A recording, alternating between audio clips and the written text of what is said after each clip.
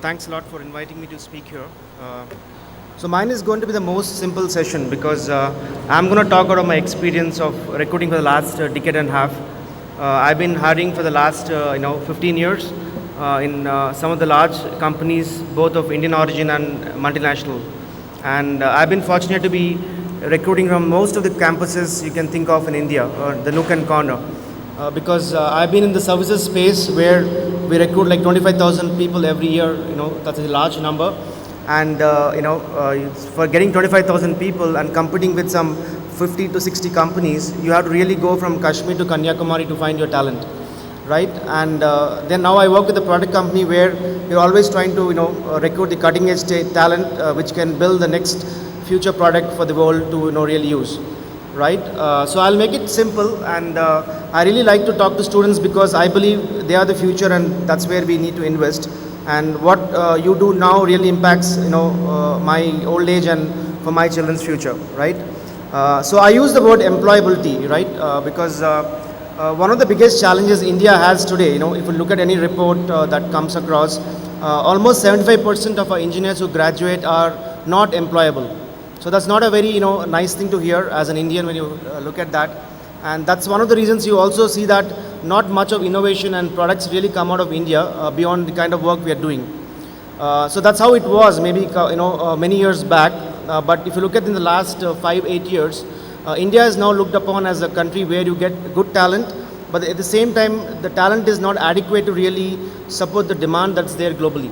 So that's a big challenge all of us recruiters have, along with the business heads, when we look at it year on year. And the number doesn't seem to improve in the last many years. And I think I'm fortunate to be on the panel with very distinguished academicians who are really trying to enhance that figure as we go. But the real hard fact is 75% of engineers who graduate out of India every year, despite the fact that we are the highest graduating country, are not really employable as defined globally, right? The key word I would like to use is employability. How do you get a job? While everything looks good, when you read the paper this last 2 weeks, you find some IIT student getting a 55 lakh salary, etc. So these are the 5-10% of the population of the engineers who graduate. But the hard reality is 70 to 75% of our engineering graduates are not really employable, are not really ready to get into the corporates, despite having an abundance demand what we all have. Right?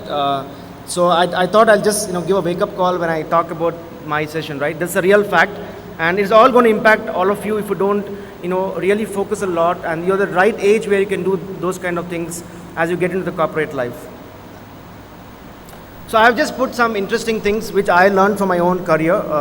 15 years of recruiting career is very interesting, and I've been part of the generation that has been part of the IT revolution in India. So we have been fortunate to have really recruited in the last 15-12 years, and we are now at a point of inflection where we see talent available but not really available for doing the jobs that India wants to do globally.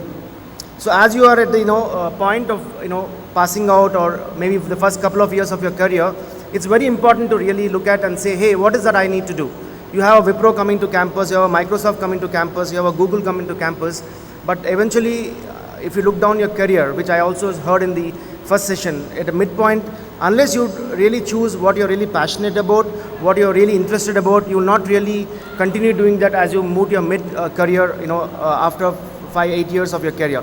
So as young professionals, my request, is to really, introspect and decide what is good for me, and you're the person who's going to decide it. Not your faculty, not your, colleagues, not your peers, because they can only advise. As a professor, I can advise you what is good and bad, but the eventual choice has to be made by you in terms of what is good for your own career, right?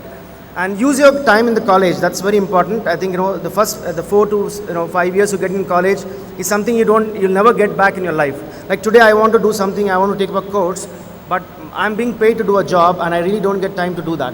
So use this 4 years of your engineering or MCA, whatever you do, to really spend time to gather good knowledge and build that research orientation towards your academics, rather than just trying to get grades and get marks and get a campus job. If you're good anyway, you'll get a job. That's how the corporate world works, right? So that's again very important that you spend your 4 years very purposefully in terms of building the academic or the skill set that's important for you to take you to the next level in your career. And You need to always market yourself, like it or not. I think you've seen some of the presentations in the morning. It's all about packaging and marketing yourself, right? Whatever the value systems we come from, it's important that you are marketing yourselves, which I'll just talk briefly about some of the tools that we have today in terms of the technology that is enabling it, which was not there for many of us when we started our careers, right? We didn't have the social media that is so prevalent today, which can go so viral and make you so visible across the forums you choose. So use this time to really connect up with faculty, connect up with the corporate, people who matter, academicians who are really popular in the subject of your interest, and build a network that will help you eventually get your dream job or dream career, what you aspire for, right? So this is a secret I'm giving it to all of you. As a recruiter, when I go to the college, what do I look for? I'm meeting so many 20 to 22-year-old grads who are all full of life and energy and coming to get a job. But I have a choice of picking up who I want to pick up, right? That's the advantage of being a recruiter. So it was nice I stopped being a student, because once I get a job, I have a choice of choosing who I have to choose. So I'm giving you 3 secrets what every company looks at, by and large, okay? So don't quote me if some company says they're not looking at this, right? But by and large, when I go to a college or a campus, I look at 3 things, because that's the stage of life. I don't expect a rocket scientist to come out of college, right? I expect 3 fundamental things when I look at a student. One is, what are the behavioral competencies a student is displaying? Does he or she have a learnability? Because I'm not recruiting somebody for the job today. I'm recruiting you for a job maybe 3, 4, 5, 10 years down the line. So I always look at students who show a lot of enthusiasm and the trait to be extremely learnable. You need to keep on having the ability to keep picking up new skills, new technologies, new things, right? And that also talks about the flexibility. I don't want to recruit somebody who says I only want to work on certain technology, but because technology is changing so fast, you don't have time to really be rigid on your technology choices. So I would like to recruit somebody who is extremely flexible in terms of picking up skills and learning and moving on with the way the world is evolving. Like, look at things around you today, right? I mean, look at Google, look at LinkedIn, look at Facebook, how these are changing life. And these are going to change us further. So what we need today in this generation is students who are extremely adaptable and have the skill, have the ability to learn new technologies and new things, right? And the bottom line is, we all work for customers. We are all here to make money, right? As corporates, one of the core existence of all of us is to make money. So we want to really recruit people who have the passion towards customers. I don't want to develop a product that is good for me. I want to develop a product that's going to be really selling hot in the market. So when you study something today, or you're looking at your job or career, always look at the market and the customer from a larger perspective, because that's what we exist for, right? So that's one of the things we look at, students who have the passion and the ability to really interact with the external world. And that's where your communication skills come into play. Everybody likes an extremely communicative individual. While we may all be technology workers, the fact is you have to communicate with your colleague, with your manager, with your customer, with the external world, etc. So it's important, and believe me, if somebody says you're born with a good communication skills, I don't believe it, because I've seen in my own life successful cases where people come from small towns, small villages, and down the line they become good communicators, right? So please keep that in mind. Always try to develop your communication skills. There are multiple forums. Look around you. For example, there's something called as Toastmasters, which is a very good organization that helps people to come out of the stage fright or develop the ability to speak well in forums. That's very important, as you progress in your career. And the last and not the least and the most important, we look at knowledge. When I'm recruiting a fresh grad, what do I look for? I look for strong knowledge, right? Because you're supposed to be just out of college, you're just supposed to be having a strong academic rigor in your career. So I look at people who are very good in the subject. That's very basic.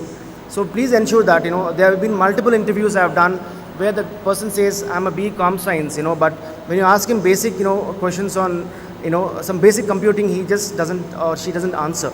So ensure that you're very prepared and you're very thorough with your subject, what you specialize in.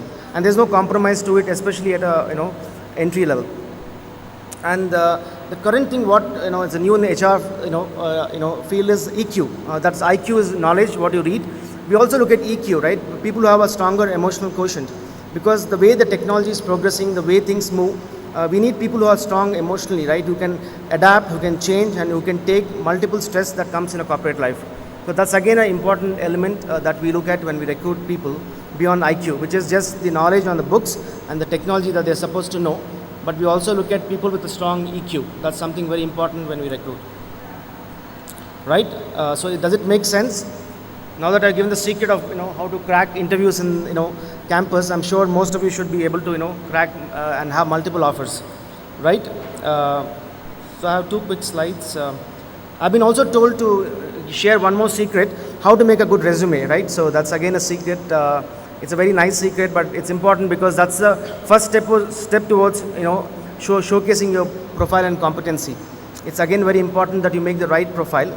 But before that, I just spent a couple of minutes on the social media. I think I'm sure all of you are much younger than me and more smarter in using the technology, right? Google, Facebook, and all is your generation of technology. So I don't need to teach you how to use a Google or a LinkedIn or a Facebook, but I'll give you snippets on how you can use it better to help your future life from a career perspective.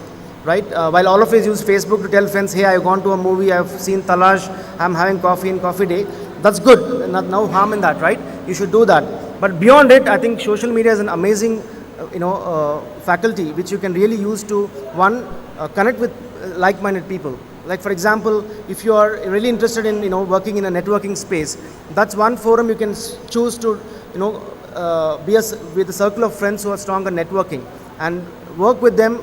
Share knowledge, gain knowledge, and you can specialize in terms of knowing people in that field, right? It also gives new opportunities. For example, everybody comes from a different background, different education background, family background, so you may not know everything that happens around you. But this social media, the power of the social media is it helps you connect with people you want to connect, right? So you can actually use those connections to understand and appreciate the various opportunities that arise or are available for you as you progress in your career. So apart from using these forums for updating your friends what you do in life, these are the real serious things you can do in terms of building your career. And the most important thing I think I would say that from a social media is your alumni network. That's a very powerful network.